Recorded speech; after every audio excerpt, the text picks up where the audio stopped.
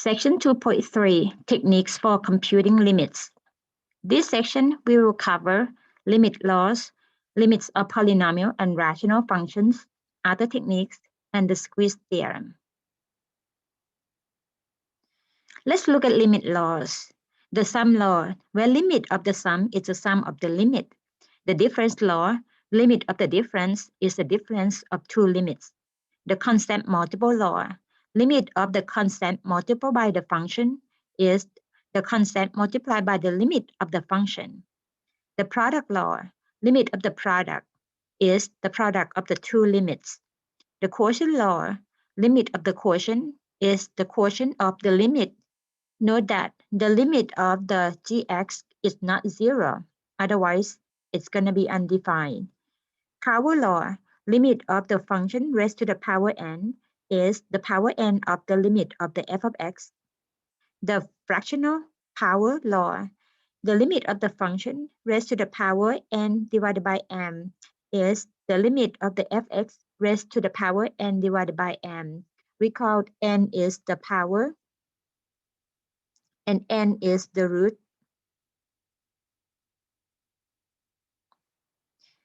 If n is even, we assume that the limit f of x equals L is greater than 0, because when you take the square root or the fourth root or the even index root, the radicand must be greater than or equal to 0.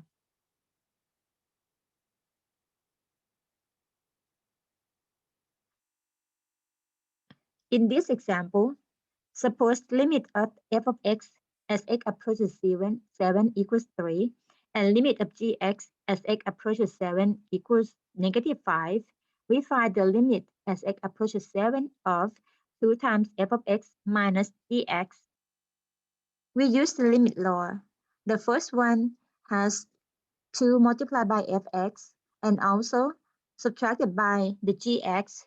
So it's going to be the combination of two laws, which is the limit of the 2fx subtracted by the limit of the gx as x approaches 7.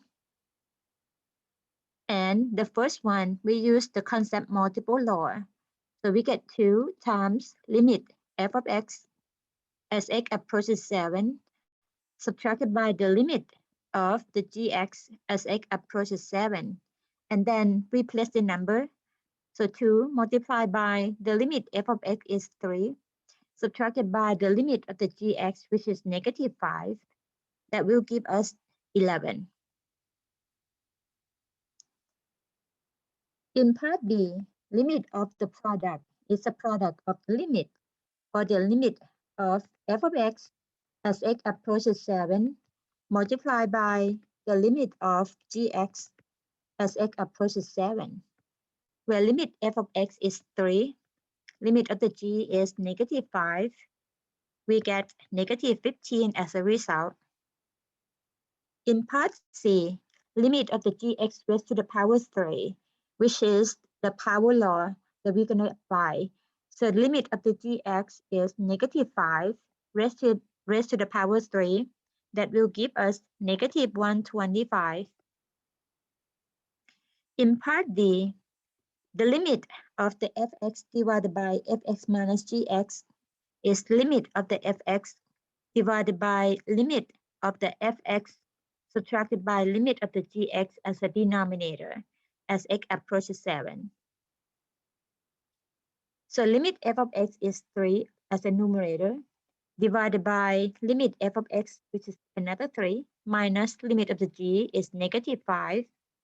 So we get the result as 3 divided by 8.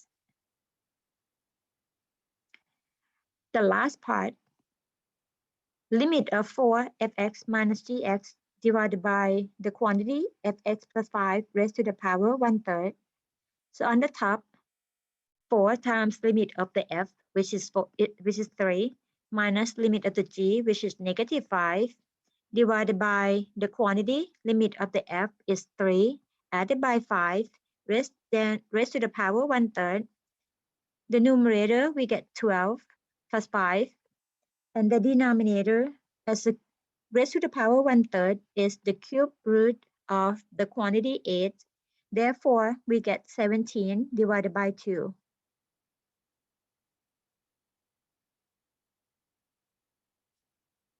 Next, limit of polynomial and rational functions. For polynomial function, the domain of the polynomial function is the set of all real numbers, no restriction. Therefore, the limit of the polynomial function as x approaches a is the same as the function value of that polynomial at a. For a rational function, the restriction of the rational function is any number as long as the denominator is not 0. So the limit of the rational function as polynomial divided by polynomial is the same as the function value of the numerator divided by the function value of the denominator, as long as the denominator is not 0.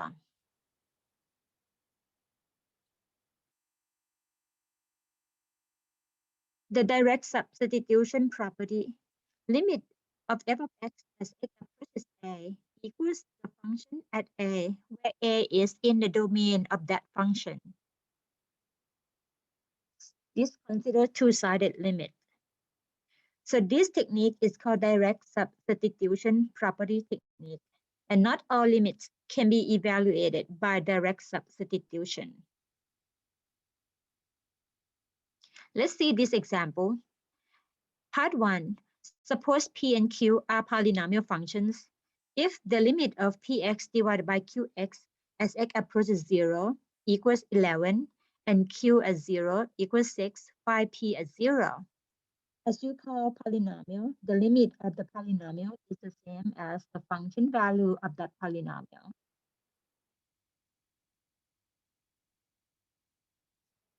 So p at 0 divided by q at 0. And it's given to be 11.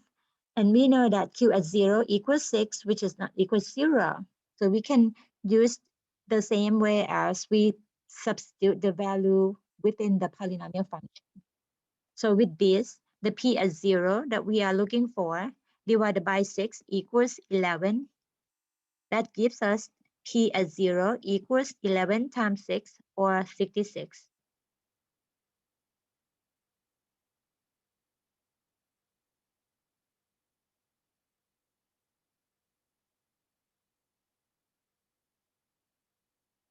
Next one, give an example of function f and g such that the limit f of x equals 0 as x approaches 2, and the limit of the product fx and gx as x approaches 2 equals 3. If we let f of x, for example, if we let f of x be 2 minus x, then the limit of the fx as x approaches 2 equals 2 minus 2 or 0. So we can let the gx as, for example, x plus 1 divided by 2 minus x in order to have the f of x times g of x as 2 minus x multiplied by x plus 1 divided by 2 minus x, or x plus 1. And when we take the limit of the product fx and gx as x approaches 2 equals 2 plus 1 or 3.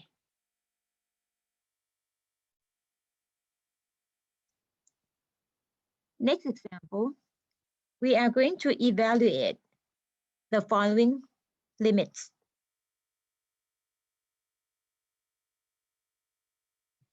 As you see, the first one, the limit x to the third plus 6x to the second minus 2x plus 3 as x approaches -1. This function is the polynomial function. Therefore, we can substitute the x equals -1 to get the result. So -1 to the power 3 plus 6 times -1 to the power second minus 2 times negative 1 plus 3 and compute the number to obtain 10. Number 2, the limit of 17 minus x raised to the power 2/3 as x approaches negative 10. In this case, the power 2, the root is 3 or the cube root. The cube root does not have any restriction, so x equals negative 10 is in the domain of this function, which is the set of all real numbers. Therefore, we can substitute x equals negative 10 to get the result.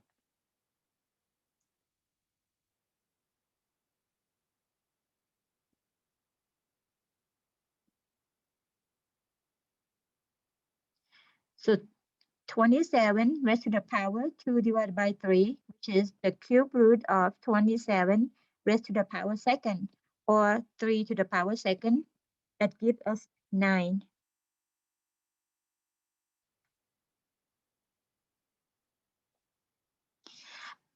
Number 3, limit of 3b divided by the square root of 4b plus 1 minus 1. Let's check with the b equals 2. If b equals 2, the denominator would give us square root of 4 times 2 plus 1, which is 9. Square root 9 is 3. 3 minus 1 is not 0. So we are good with the direct substitution technique. So continue with replacing b with the value 2. So the numerator is 3 times 2, which is 6. Denominator is square root of 4 times 2 plus 1, which is square root 9 minus 1. Simplify a little bit more. We have 6 divided by 3 minus 1, or 6 divided by 2, or 3.